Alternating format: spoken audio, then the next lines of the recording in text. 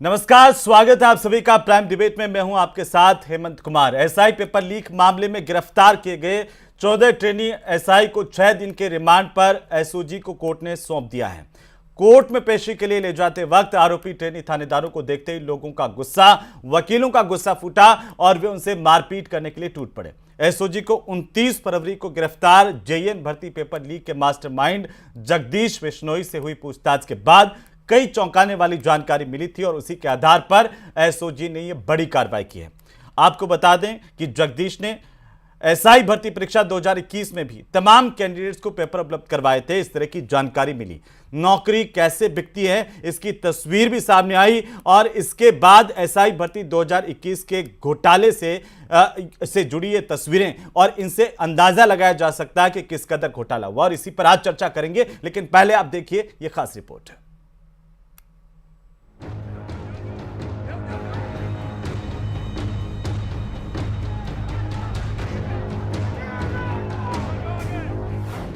SI भर्ती घोटाले के आरोपी भेजे गए 6 दिन के रिमांड पर। एसओजी की तरफ से 12 दिन का पुलिस कस्टडी मांगी गई थी, जिसमें ऑनरेबल कोर्ट ने 6 दिन का पुलिस अभिरक्षा में मुलजिमानों को भेजा है। आम परिवार के गरीब किसान के बच्चों के साथ में हुए विश्वासघात का ये पूरा रोष है। कोर्ट परिसर में हंगामा, आरोपियों से मारपीट। ये गुनहगार हैं, लेकिन असली गुनहगार वो हैं जो पेपर लीक करते हैं। 40 आरोपी, कई धाराओं में दर्ज किया गया मामला।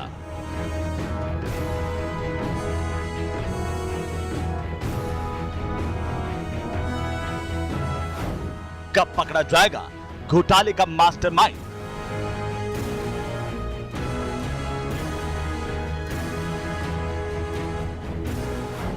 क्या रद्द होगी एसआई भर्ती 2021? अगर ये ट्रेनिंग करने के बाद में समाज में जाते तो कहीं ना कहीं ये लोग अंडर द टेबल काम करते हैं। पूरे समाज में ऐसे कई लोग जिनको न्याय मिलना चाहिए था, उन लोगों के न्याय व्यवस्था की ये लोग हत्या कर देते। पेपर लीक का किंग पिन कौन? तो आखिरकार ट्रेनी एसआई पकड़े गए, लेकिन सवाल बरकरार है कि सरगना कब पकड़ा जाएगा। ये सिस्टम क्या इतना वीक है, इतना कमजोर है कि बार बार पेपर लीक हो रहे हैं? और इसके साथ साथ सवाल यह भी उठ रहा है कि जब इतनी बड़ी संख्या में ट्रेनी एसआई पकड़े गए हैं तो क्या ये पूरी की पूरी एसआई भर्ती परीक्षा 2021 रद्द होगी? और इसे लेकर के आखिरकार अगला कदम क्या होगा? क्या मास्टरमाइंड भी एसओजी की गिरफ्त में आएगा? ये बहुत महत्वपूर्ण सवाल है और इन्हीं सवालों के इर्द गिर्द आज की प्रदेश की सबसे बड़ी डिबेट की हम शुरुआत करने जा रहे हैं। हमारे साथ प्रदेश का सबसे बड़ा पैनल मौजूद है। मैं सबसे पहले परिचय करवा दूं, डॉक्टर अपूर्वा सिंह प्रवक्ता भारतीय जनता पार्टी के हमारे साथ हैं, राजेंद्र आर्य प्रवक्ता हैं कांग्रेस पार्टी के, और साथ ही साथ मनीष शर्मा हमारे साथ हैं एडवोकेट के तौर पर, जो कानूनी पहलुओं को समझाएंगे कि आखिरकार क्या धाराएं हैं और इन धाराओं में आगे ये केस कितना मजबूत होगा। आप सभी का बहुत स्वागत है। सबसे पहले शुरुआत डॉक्टर अपूर्वा जी आपसे करेंगे, क्योंकि ये जो खुलासा हुआ है कि किस तरीके से पुलिस के सब इंस्पेक्टर्स की भर्ती में बड़े तौर पर फर्जीवाड़ा हुआ, जो चेहरे सामने आ रहे हैं, जो पकड़े गए हैं, ये आप ही के नेता का, कैबिनेट मंत्री का कहना है कि ये तो कुछ भी नहीं, ये तो सिर्फ बानगी है। अगर और ज्यादा जांच आगे बढ़ेगी तो आंकड़ा जाएगा 200-300 तक। ऐसे में ये सवाल उठता है कि क्या ये भर्ती परीक्षा रद्द होगी? देखिए, निश्चित रूप से जो लोग आज पकड़े गए हैं ये एक बहुत छोटा नंबर है, मगर मैं इसको शुरुआत करना चाहूंगी कि देखिए, we delivered what we promised. आप देखिए किस प्रकार कांग्रेस सरकार ने आज की जो गिरफ्तारियां हुई हैं, आपको पता चलेगा कि किस प्रकार कांग्रेस सरकार ने भूत में अपने वर्तमान को बचाने के लिए लोगों के भविष्य के साथ खिलवाड़ किया। ये बात निश्चित रूप से तय है कि ये केवल 15 या 40 लोग नहीं हैं, ये बहुत बड़े तार हैं और बड़े बड़े मगरमच्छों से जाकर जुड़े हुए हैं। पर जो कि लीगल प्रक्रिया है वो यही है कि जैसे कि पहले हमने इनको पूछताछ के लिए बुलाया, इंटेरोगेशन में पता चला कि ये लोग कल्प्रिट हैं, हमने इनको पकड़ा। अब इनसे तार आगे से आगे जुड़ते चले जाएंगे और आप ये मान के चलिए कि इसमें कितना भी बड़ा मगरमच्छ इन्वॉल्व हो, मगरमच्छों का अभ्यारण्य इन्वॉल्व हो, सबको पकड़ा जाएगा, सबको सलाखों के पीछे करा जाएगा। आप एक बात बताइए, आज ये जो बच्चे पकड़े गए हैं, आप देखिए कि कोर्ट के परिसर के अंदर इन आरोपियों को वकीलों ने मारा। कितना रिवेंज की भावना है एक आम नागरिक के अंदर इन पेपर लीक माफिया के प्रति। हम आए थे, हमने चुनाव के अंदर वादा किया था कि हम आते ही इन लोगों को पकड़ेंगे और हमने इनको पकड़ना शुरू कर दिया। मगर आप एक बात बताइए, जिस बाप के आंसू, माँ की आशाएं, समाज की निगाहें, कांग्रेस सरकार सब कुछ निगल गई थी, इनको कुछ याद नहीं था। और आज जब हम डिलीवर करने लग रहे हैं तो हम यहां पर बैठ के ये वादा भी करते हैं कि चाहे कोई छोटी मछली हो, बड़ी मछली हो, मगरमच्छ हो, मगरमच्छों का अभयारण्य हो, हम सबको पकड़ेंगे। और ये जांच का विषय है, जांच के अंदर अगर पाया जाता है तो जी हाँ, परीक्षा भी निरस्त की जा सकती है, मगर ये जांच का विषय है, जांच के उपरांत ही हम लोग इस चीज को उजागर कर पाएंगे। एक और सवाल मेरा आपसे ही है अपूर्वा जी कि आखिरकार जब इतना बड़ा खुलासा हो रहा है, आपके नेता पहले जब गहलोत सरकार थी उस वक्त ये मांग उठती थी और कहते थे कि सीबीआई की जांच होनी चाहिए। क्या तमाम परीक्षाओं की जांच सीबीआई से होनी चाहिए? देखिए, सीबीआई को पहले एक नियम था कि अनुशंसा जो है सीबीआई को, वो राज्य सरकार करती थी। हमारी सरकार ने आते ही सबसे पहले डिसीजन यही लिया कि सीबीआई को राज्य अनुशंसा करे, आवश्यक नहीं है। सीबीआई जिस क्षण, जिस वक्त चाहेगी इस पेपर लीक प्रकरण के अंदर कूद जाएगी। डर उनको होना चाहिए जो लोग इसमें संलिप्त थे। मैं कहती हूं कांग्रेस को डर होना चाहिए, इनके मंत्री और संतरियों को डर होना चाहिए। उनको डर होना चाहिए जो कांग्रेस सरकार में पैसा खिला करके संवैधानिक पदों पर जाकर के बैठे थे और जिन्होंने बच्चों के भविष्य के साथ खिलवाड़ करने के जो है दुस्साहस किया था। डर उनको होना चाहिए, डर हमें नहीं है। इसीलिए हमने सीबीआई के ऊपर से राज्य की अनुशंसा का जो क्लॉज था उसको हटा चुके हैं। राजेंद्र आर्य साहब, बीजेपी लगातार, तमाम नेता भी कह रहे हैं, खुद मुख्यमंत्री कह चुके हैं कि कोई भी बख्शा नहीं जाएगा। आपको लगता है कि मगरमच्छ भी अब शिकंजे में आएंगे? राजेंद्र जी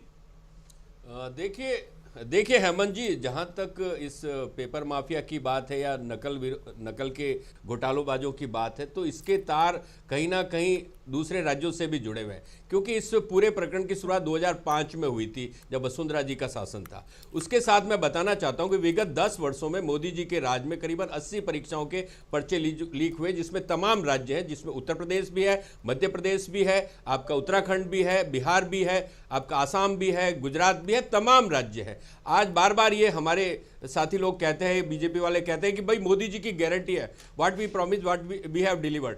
अब आप एक बात बताइए, तो आपको मतलब उत्तर प्रदेश के अंदर अभी एक परीक्षा हुई थी मतलब कांस्टेबल की, जिसके अंदर 50 लाख अभ्यर्थी बैठे थे, उसके अंदर भी पेपर लीक हुए।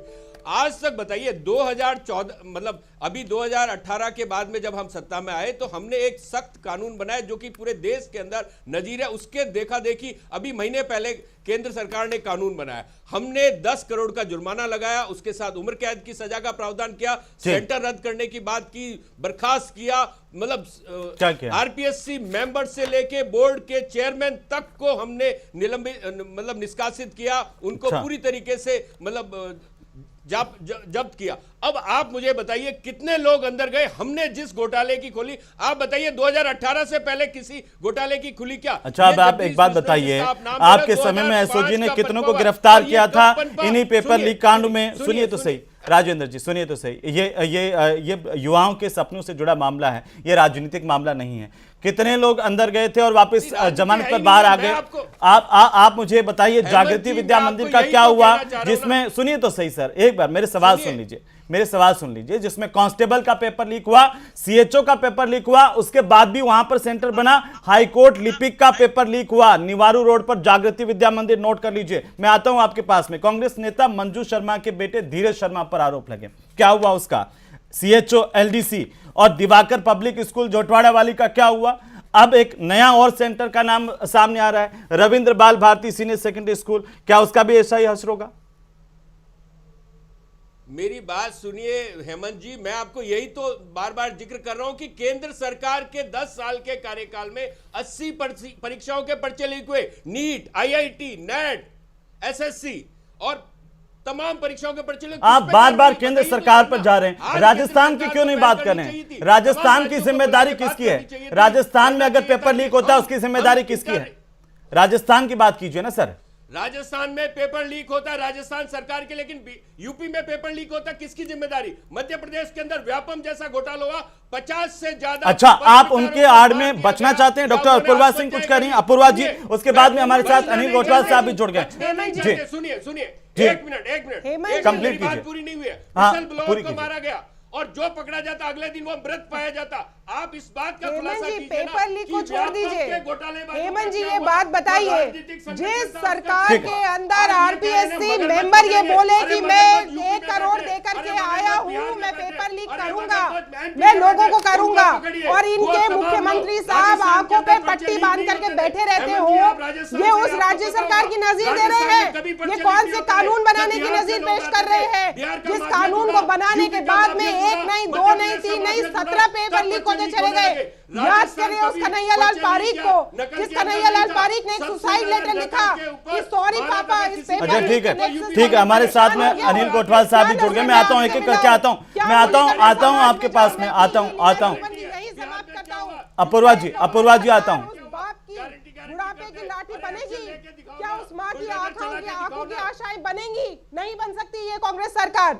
जो राजनीतिक संवैधानिक पद के ऊपर बैठे हुए व्यक्ति को 1 करोड़ रुपए लेकर के चयनित करते हो, उस कांग्रेस सरकार की निष्ठा को जनता ने घर पे बैठा दिया है। और हमने जो कहा, आज भी कह रहे हैं, मोदी की गारंटी है, मगरमच्छों का अगर अभ्यारण्य भी यहाँ पर होगा तो चलिए, ठीक है, ठीक है, मैं आता हूं, अपूर्वा जी, अपूर्वा जी, हमारे साथ में अनिल गोठवाल साहब जुड़ चुके हैं, पूर्व पुलिस अधिकारी, और मनीष शर्मा जी भी हमारे साथ हैं एडवोकेट के तौर पर। पहले मनीष जी, आपकी टिप्पणी लेना चाहता हूं। ये जो जिन धाराओं में इनके खिलाफ मुकदमा दर्ज हुआ है, ये है धारा 419, 420 और साथ ही साथ 120B, और इसके अलावा राजस्थान सार्वजनिक परीक्षा अनुचित साधन प्रयोग 1992 की धारा 456 और आईटी एक्ट है 66D। ये धाराएं कितनी मजबूत है, और क्या ये केस मजबूत है कि अंजाम तक जाएगा, ऐसे गुनहगारों को सजा मिल पाएगी, या फिर ये वही असर होगा कि जमानत पर बाहर आ जाएंगे और फिर बाद में बरी होकर के कई लोग तो ये भी आशंका जता रहे हैं कि ये भी नौकरी में चले जाएंगे? मनीष जी। ये तो वक्त बताए, लेकिन जहाँ तक है ये 1992 का जो एक्ट है, Rajasthan public examination prevention of miss preparation act 1992, ये ट्राइबल बाय मजिस्ट्रेट, इसमें मैक्सिमम पनिशमेंट 3 ईयर का है, क्योंकि ये ऑफेंस 2021 में घटित हुआ था, तो ये इसमें एक्ट 92 का ही लगेगा। 2022 के एक्ट अगर लगता तो फिर इनको शिवर पनिशमेंट इसमें मिलता, वो ट्राइबल बाय सेशन था। लेकिन ये राइट नाउ जो जिन सेक्शंस के अंदर एफआईआर दर्ज हुई है, ये ट्राइबल बाय मजिस्ट्रेट है, तो डेफिनेटली लोगों को बेल का बेनिफिट तो मिल ही जाएगा, मिल जाएगा। और इन्वेस्टिगेशन इनका कितना स्ट्रॉन्ग रहता है उसके ऊपर कन्विक्शन डिपेंड करेगा, कितना इन्वॉल्वमेंट है। क्योंकि अभी जहाँ तक जितना मीडिया में बताया जा रहा है, इन्वेस्टिगेशन के बारे में तो एसओजी ज़्यादा बेहतर जानती है, लेकिन जितना मीडिया में बताया जा रहा है उस हिसाब से 27 की एविडेंस एक्ट की इंफॉर्मेशन के अकॉर्डिंगली इन लोगों को पकड़ा जा रहा है। एविडेंस एक्ट खुद कहता है कि 27 की इत्तला के बेसिस पे आप किसी को मुलजिम बना नहीं सकते, लेकिन जो भी साथ में जो कनेक्टिव एविडेंस है जिनके बेसिस पे इनको मुलजिम बनाया जा रहा है, ये तो इन्वेस्टिगेशन किस दिशा में जाता है और कितना स्ट्रॉन्ग होता है उस पर डिपेंड करेगा इनका। अभी जो एफआईआर है, अगर आपने मनीष जी पढ़ी है तो हमारे पास एफआईआर है, वो कितनी मजबूत है? क्योंकि पिछले जो एसओजी ने जो भी गिरफ्तारियां की थी पेपर लीक को लेकर के, अलग अलग भर्ती परीक्षाओं को लेकर के, उनके ज्यादातर जो आरोपी है वो जमानत पे बाहर चले गए, छूट गए कुछ ही दिनों बाद। हाँ, ये तो वो जो कांस्टेबल भर्ती परीक्षा का एग्जामिनेशन था उसमें भी एसओजी ने 24 अक्यूज बनाए थे, उनमें से 16 से ज़्यादा बाहर रहे। कुछ लोग हैं जिनकी बेल सुप्रीम कोर्ट से भी रिजेक्ट हुई, क्योंकि 22 का जो एक्ट है वो जब लग जाता है तो फिर भी इनको बेल लेने में दिक्कत आती है। अदरवाइज तो ट्राइबल बाय मजिस्ट्रेट में एक पर्टिकुलर टाइम पीरियड के बाद में बेल हो ही जाती है। तो क्या ये धाराएं जो लगी हैं अब वो कमजोर है? बिल्कुल कमजोर है। अपूर्वा जी का तो सवाल ही, ऑफेंस 2021 में कमिट हुआ था, तो 2022 से पहले का जो एक्ट था वही इसमें इंप्लीड होगा। ठीक है, अपूर्वा जी आपका क्या कहना है इस पर? जी हेमंत जी, देखिए, इनिशियली अभी जो है इनको पूछताछ के लिए, और क्योंकि ये एविडेंस के रूप में इनको प्रस्तुत किया जा रहा है उन सरगनाओं तक पहुंचने के लिए, इसलिए इनिशियल लेवल पर हो सकता है ये हो। मगर आप ये भी ध्यान रखिए, उन्होंने कहा है कि इन्वेस्टिगेशन पर बहुत हद तक निर्भर करता है, और ये मान के चलिए ये इन्वेस्टिगेशन कांग्रेस सरकार की नहीं है, भारतीय जनता पार्टी की है। इसके अंदर फिर से मैं पुनः दोहराऊंगी, चाहे कितने से बड़ा भी तार इसमें या सरगना जुड़ा हुआ हो, उसको पकड़ा जाएगा, उसको दंडित किया जाएगा। और ये भी निश्चित है कि कोई व्यक्ति अगर पैसे के दम पर मेहनत को बाईपास करके आता है तो उस व्यक्ति को सर्विस में नहीं रखा जाएगा। तो क्या ये चाहे पूरी उसके लिए फिर हमें निरस्त कोई भी होगी? धाराएं क्या बनानी ये पड़े, पूरी भर्ती लगानी निरस्त की पड़े, जाएगी? पर ये जरूर क्या बाहर ये निकलेंगे। पूरी भर्ती निरस्त की जाएगी अपूर्वा जी? हेमंत जी, ये जांच का विषय है। मैंने फिर कहा हमारी इन्वेस्टिगेशन बहुत स्ट्रांग होगी, और इस स्ट्रांग इन्वेस्टिगेशन के बेसिस पर डिसाइड किया जाएगा। गोठवाल साहब, क्या ये भर्ती निरस्त होनी चाहिए? क्योंकि 14 जो ट्रेनी सब इंस्पेक्टर है वो अभी कस्टडी में है, गिरफ्तारी में है, उनसे पूछताछ भी होनी है, और बाकी पर भी सवाल खड़े हो रहे हैं। मेरा सवाल सीधा सीधा है गोठवाल साहब, चूंकि ये मामला इसलिए और ज़्यादा गंभीर है कि ये जो सब इंस्पेक्टर है ये अगर सेवा में रहते तो एडिशनल एसपी तक जाते हैं, और अगर ऐसे लोग अगर जाएंगे जिनका हम देख पा रहे हैं, सोशल मीडिया पर भी इंटरव्यू चल रहे हैं तमाम कोचिंग सेंटर के, वो छोटे छोटे सवालों के जवाब नहीं दे पा रहे हैं, उनके आईक्यू लेवल को लेकर के ट्रेनिंग सेंटर में सवाल उठे हैं। आप क्या मानते हैं, क्या ये पूरी भर्ती निरस्त होनी चाहिए, रद्द होनी चाहिए? और अगर रद्द होती है तो उसका नुकसान किनको होगा सबसे ज़्यादा? नहीं होती है तो बीच का रास्ता क्या हो? देखिए, आपने बहुत अच्छा सवाल किया है, और ये आम आदमी, आम नागरिक, उनके मदर फादर जिन्होंने भी परीक्षाएं दी है, वो पास होने जा रहे हैं, जो ट्रेनिंग में चल रहे हैं, उनके लिए ये एक बहुत मूल समस्या हो गई है। मेरा ये मानना है कि जब भी कोई शिकायत आती है उसकी जांच की जाती है। एसओजी इस संबंध में जांच कर रही है, ये मेरा व्यक्तिगत है, और व्यक्तिगत उन्होंने एसओजी ने इवन एक व्हाट्सएप नंबर और वो दिया है कि आपके पास अगर कोई नकल से संबंधित शिकायत है तो आप हमें बताइए, हम उसकी जांच कराएंगे। सरकार के लेवल के ऊपर इसकी जांच हो सकती है, एसओजी जांच कर रही है। मेरा ये मानना है कि जिनके खिलाफ चार्ज प्रूव होते हैं, एफआईआर दर्ज होती है, उनको बर्खास्त किया जाना चाहिए, ताकि ये जो 200, 300 या जो भी ये एक आंकड़ा बताया जा रहा है मीडिया के अंदर, वो सब बाहर हो जाए, उनको बर्खास्त कर दिया जाए। बाकी को जो जिन्होंने पढ़ाई करके, मेहनत करके और जो ये यहाँ तक पहुँचे हैं, उनका एक रास्ता साफ हो। सारे के सारे तो नकल से पास नहीं हुए, लेकिन गोठवाल साहब ये भी एक साथ में लगा रहेगा कि अगर हम 200-300 का आंकड़ा कह रहे हैं तो ये छांटना भी तो बड़ा मुश्किल होगा कि कौन नकल से पास हुआ, कौन नहीं हुआ। आप सोचिए कि ये पूरा का पूरा बैच जब भी जो है वो कहीं ना कहीं थानेदार, एसएचओ के पद पर काबिज होगा, उसमें से कोई भी, तो जनता तो शक की निगाह से देखेगी कि ये भी हो सकता है कि नकल से ही पास हुआ हो। इस पूरे बैच को लेकर के सवाल खड़े हो गए। तो हमारी एसओजी यही तो जांच कर रही है गंभीरता से। ऐसा नहीं है कि इनको यूं ही उठा लिया एक दिन के अंदर, ही बाकायदा इसके संबंध में पूरे डाटा इकट्ठे किए हैं, एविडेंस इकट्ठी की है, इनकी हैंडराइटिंग का मिलान होगा, इनके वहाँ जो सीसीटीवी कैमरे लगे हुए थे उनका मिलान होगा। ये सारी कार्रवाई अब मेरे हिसाब से मीडिया के अंदर एसओजी नहीं बता रही है। तो आपका मानना है कि पूरी भर्ती परीक्षा रद्द नहीं होनी चाहिए, बल्कि जो लोग नकल से पास हुए हैं उनको चिन्हित करके उनको कड़ी से कड़ी सजा मिले? बिल्कुल, यही होना चाहिए, और यही न्याय की। मनीष शर्मा साहब, एक छोटी सी टिप्पणी है कि इसमें कितनी पेचीदगी है कि ऐसे लोगों को आइडेंटिफाई करके सिर्फ उनको बाहर निकाला जाए और उनको कड़ी से कड़ी सजा मिले और वो वापस बहाल नहीं होंगे भर्ती के अंदर और एसएचओ नहीं बनेंगे। कितनी बड़ी चुनौती है ये? तो मान के चलिए कि प्रोबेशन पीरियड के अंदर कोई भी छोटा भी आरोप है तो उसको बर्खास्त किया जा सकता है, उसमें किसी से पूछने की, कोई ट्रायल करने की जरूरत नहीं है। तो बर्खास्त तो आज ही कर सकते हैं। चूंकि मेरे को मालूम है कल ही पुलिस मुख्यालय के द्वारा जो 8 लोगों ने ज्वाइन नहीं किया उनको बर्खास्त कर दिया, उनको अब नहीं लेंगे। तो ये स्ट्रिक्ट एक्शन शुरू हो गया है। मनीष जी, मनीष जी, इसको थोड़ा सा समझाइए, इसमें कानूनी पेचीदगियां क्या आने वाली है? मनीष जी हमारे साथ जुड़े हुए हैं क्या? मनीष शर्मा जी, शायद मनीष जी नहीं है, लेकिन मैं आता हूं वापस में अपूर्वा जी जैसे डॉक्टर किरोड़ीलाल मीणा ने कहा कि वे जब एसओजी के अधिकारियों से मिले तो उन्होंने कहा कि ये पूरी की भर्ती जो है वो एसआई भर्ती परीक्षा 2021 की ये रद्द होनी चाहिए, सरकार से बात करेंगे, क्या ये पूरी भर्ती रद्द की जानी चाहिए? और अगर ये भर्ती रद्द होती है तो कांस्टेबल की परीक्षा में भी फर्जीवाड़ा था, रीट की परीक्षा में भी फर्जीवाड़ा था, सीएचओ, हाईकोर्ट और एलडीसी तक की सबकी परीक्षा में फर्जीवाड़ा जो है वो एसओजी पहले उजागर कर चुकी है। हेमंत जी देखिए, ये तो शुरुआत है, आगे आगे देखिए होता है क्या। और दूसरी बात ये है कि इट डिपेंड्स कि कितने ज़्यादा संख्या के अंदर इसके अंदर फर्जीवाड़े वाले जो कैंडिडेट हैं वो सिलेक्ट हुए हैं। ये इन्वेस्टिगेशन का विषय है, पुनः मैं ये कहूँगी। और ये बात भी सही है, एसओजी ने जिस गहराई के अंदर इन्वेस्टिगेशन की है वो सारी चीज़ें वो मीडिया में नहीं कह सकती। मगर देखिए कैसे विडंबना है, जिन लोगों को रक्षक बनना था, निरीक्षक बनना था, आज वही अभियुक्त बन के पकड़े गए। लेकिन कांग्रेस कह रही है कि ये तो पूरी देशव्यापी समस्या है, बगल के हरियाणा के अंदर से भी ऐसी तस्वीरें आ रही है, बाकी जगह पर भी पेपर लीक हुए हैं।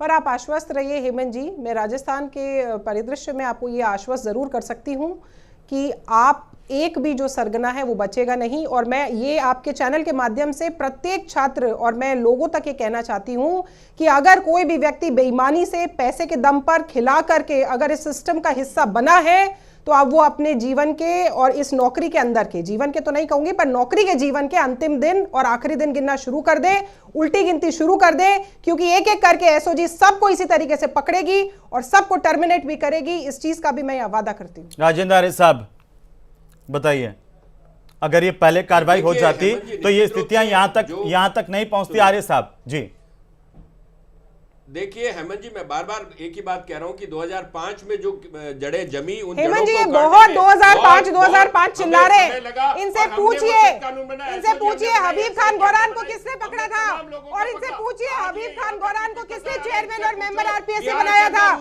गहलोत साहब ने बनाया था। और उसके बाद में पकड़ा किसने था? आदरणीय वसुंधरा राजे जी ने बनाया था। याद कर ले कांग्रेस हबीब खान गौरान को, याद कर ले उस जज की परीक्षा को, क्या उसको भारतीय जनता पार्टी नहीं पकड़ा था? मगर इन लोगों को ये चीज समझ में नहीं आएगी, क्योंकि हबीब खान गौरान जी को भी मेंबर अगर बनाया था तो इन्होंने बनाया था, उनको चेयरमैन बनाया था तो इन्होंने बनाया था। और उनके ऊपर भी शिकंजा कस के अगर उनको किसी ने चेयरमैन के पद से बाहर निकाला था तो वो भारतीय जनता पार्टी ने निकाला था। पूछिए हम उम्मीद करें, देखिए ये आपस में राजनीतिक नुरा कुश्ती करने का विषय नहीं है, ये करोड़ों छात्रों के भविष्य का सवाल है। और अगर पहले वाली सरकार कार्रवाई नहीं कर पाई तो अब आपकी जिम्मेदारी है अपूर्वा जी कि कार्रवाई ऐसी हो जो नजीर बने। बहुत शुक्रिया चर्चा में शामिल होने के लिए, लेकिन आज आशंकाओं से भरा हुआ है विद्यार्थी जो प्रतियोगी परीक्षा में शामिल हो रहा है। उसके सामने सबसे बड़ा सवाल यह है कि अगली वाली जो प्रतियोगी परीक्षा है वो निष्पक्ष होगी या नहीं, वो पारदर्शी होगी या नहीं, या फिर उसमें भी इसी तरह के जो पेपर लीक माफिया हावी हो जाएंगे। ये सवाल सबसे बड़ा है। उम्मीद है कि इस सवाल का जवाब मिलेगा, सरकार ऐसी कार्रवाई करेगी जो नजीर बनेगी। नमस्कार।